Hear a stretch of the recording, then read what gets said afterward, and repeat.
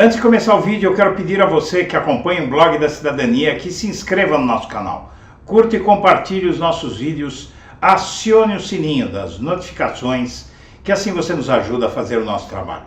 E vamos ao vídeo.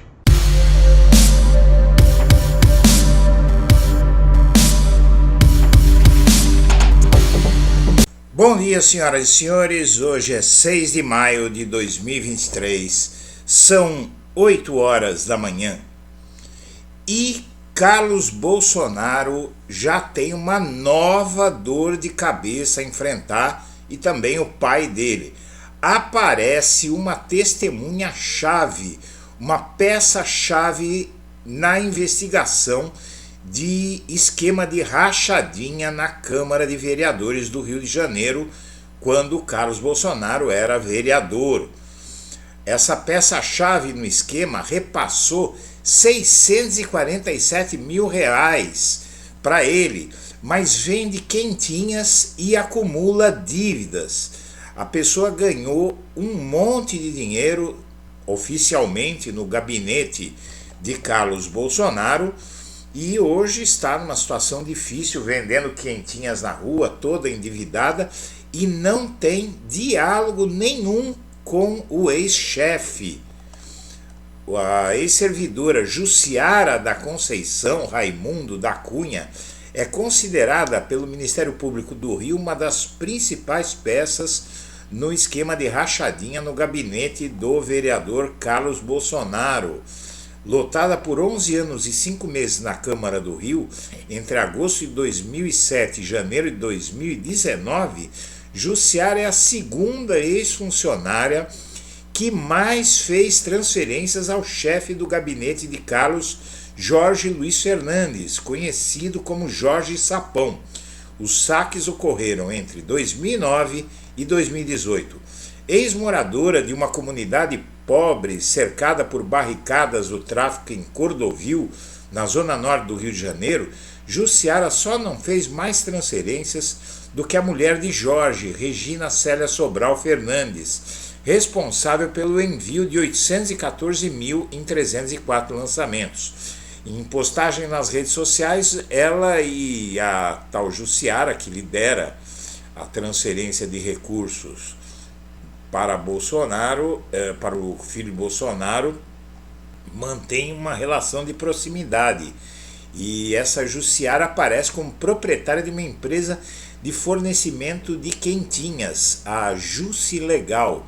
O comércio está registrado no mesmo endereço da residência de Jorge Sapão e Regina Célia. Jorge Sapão, o assessor de Carlos Bolsonaro, que concentrava o recebimento da devolução de salários dos funcionários do gabinete.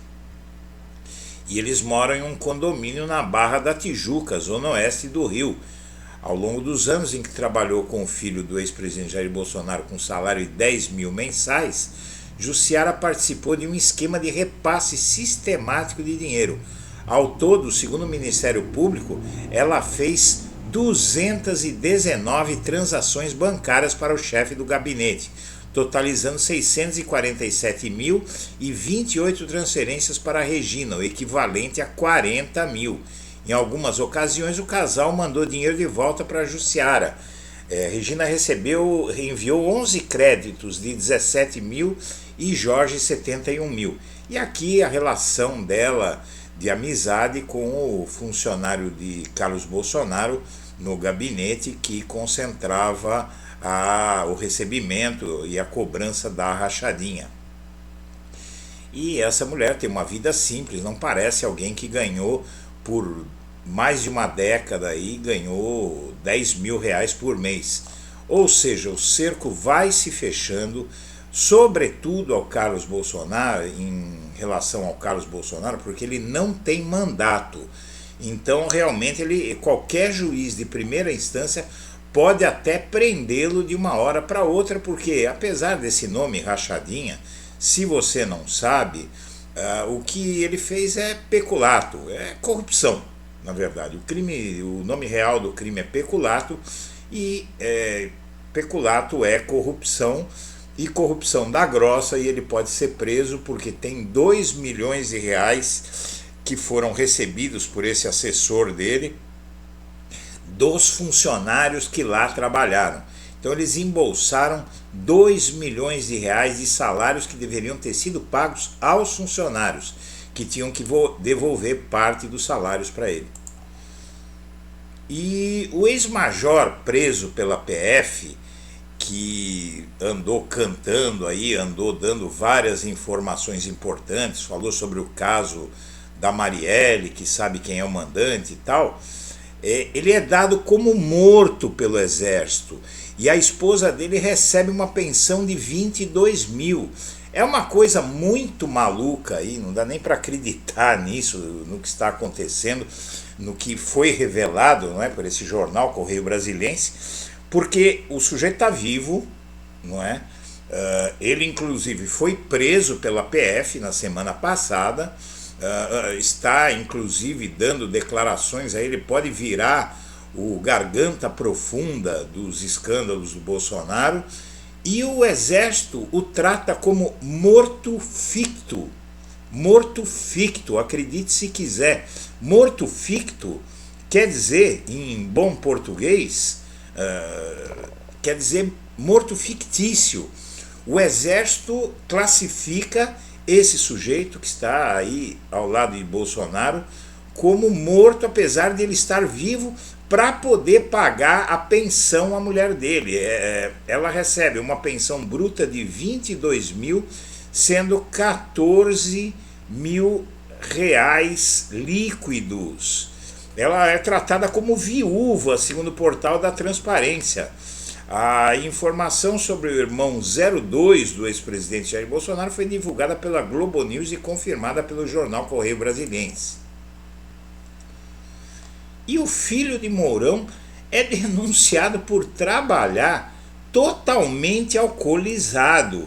Arrumaram uma boquinha para ele no Banco do Brasil ano passado, e agora vem uma denúncia aí, nomeado ainda no governo Bolsonaro, para uma gerência executiva no Banco do Brasil, e mantido no posto por Lula, o filho do ex-vice-presidente e atual senador Hamilton Mourão foi acusado por um colega de trabalho de trabalhar completamente bêbado. E Mourão, Damares e Moro vão visitar Anderson Torres na prisão. E na verdade isso vai mostrando muito bem. Quanto a Damares e Mourão, tudo bem, mas o Moro, Sérgio Moro, que tanta gente prendeu nas mesmas condições que está Torres para fazê-las falar, e falar até o que não sabiam, vai visitar o Anderson Torres com qual finalidade? Então, realmente, o Sérgio Moro, a cada dia que passa, ele vai mostrando a cara. E o Bolsonaro tinha o hábito de apagar até ok em conversas de celulares. O Bolsonaro é extremamente paranoico com celulares, ele trocava de celulares constantemente, porém, nesse caso, apagar o celular, se o aparelho estiver disponível, apagar qualquer coisa que tenha sido digitada nesse celular, não é garantia de que aquilo que foi apagado seja realmente apagado. Se o aparelho onde a mensagem foi postada ainda existe, ela pode ser encontrada, e isso está tirando o sono desse sujeito. E após atraso no PL das fake news, o STF vai julgar a responsabilidade das plataformas.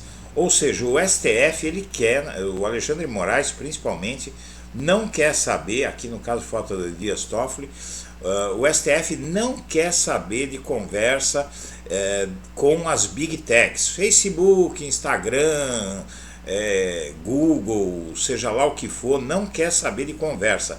Quer que essas redes sociais chamadas Big Techs punam quem postar fake news, ou vai se tornar cúmplice. E o Moro exonera um assessor, mais do Moro, né? Ele exonera um assessor que ostentava fotos com Bolsonaro e armas em suas redes. Mas se você acha que esse bolsonarista que trabalha com o Moro foi demitido por ser bolsonarista, ele não foi demitido por isso. Ele saiu, ele pediu para sair do gabinete de Moro, foi exonerado a pedido e o Moro o tolerou todo o tempo em que ele quis trabalhar nesse gabinete e, mais uma vez, o Moro vai mostrando quem é ele.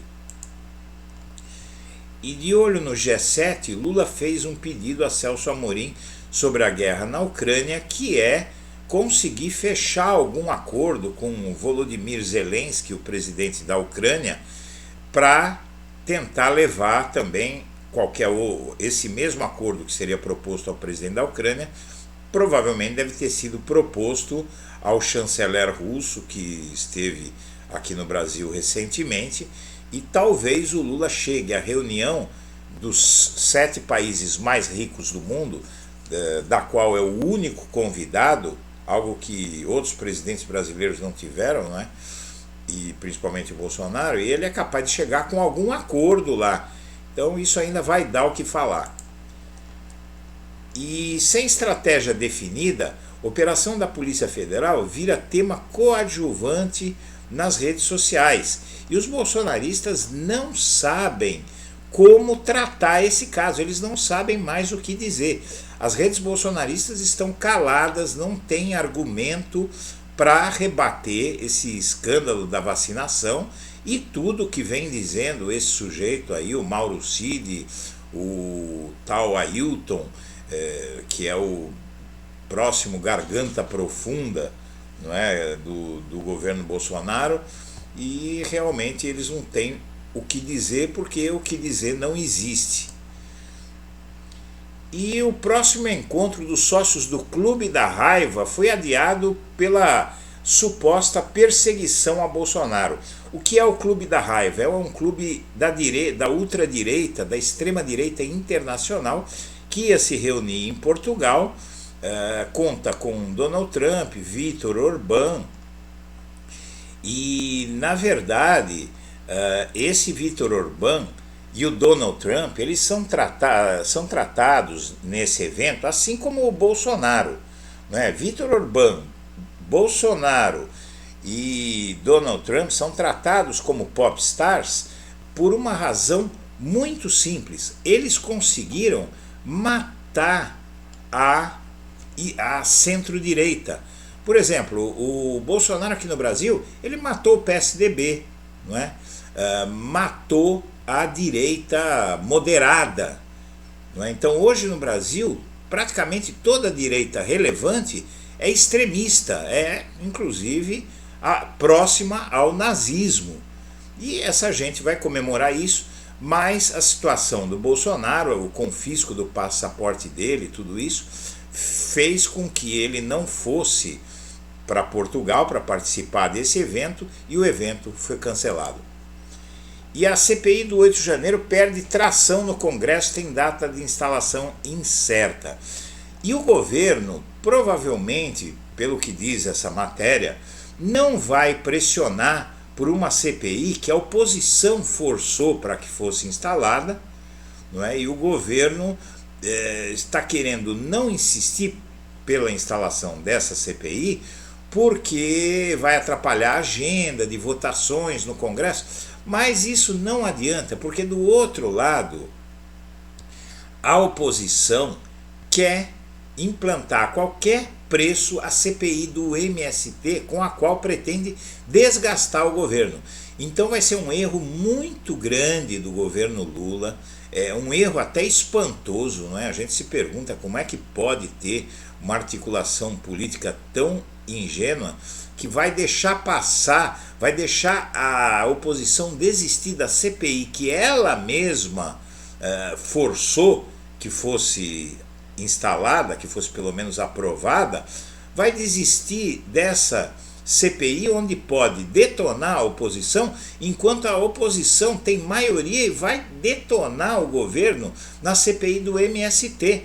Então uma CPI teria que se contrapor à outra. Só se espera que o governo Lula não cometa esse erro, ou então apenas, pelo menos use para negociar. Vocês querem desistir da CPI do 8 de janeiro? Tudo bem, então desistam da CPI do MST. Senhoras e senhores, nós agradecemos a atenção e estaremos de volta ao meio-dia. Um abraço para todo mundo.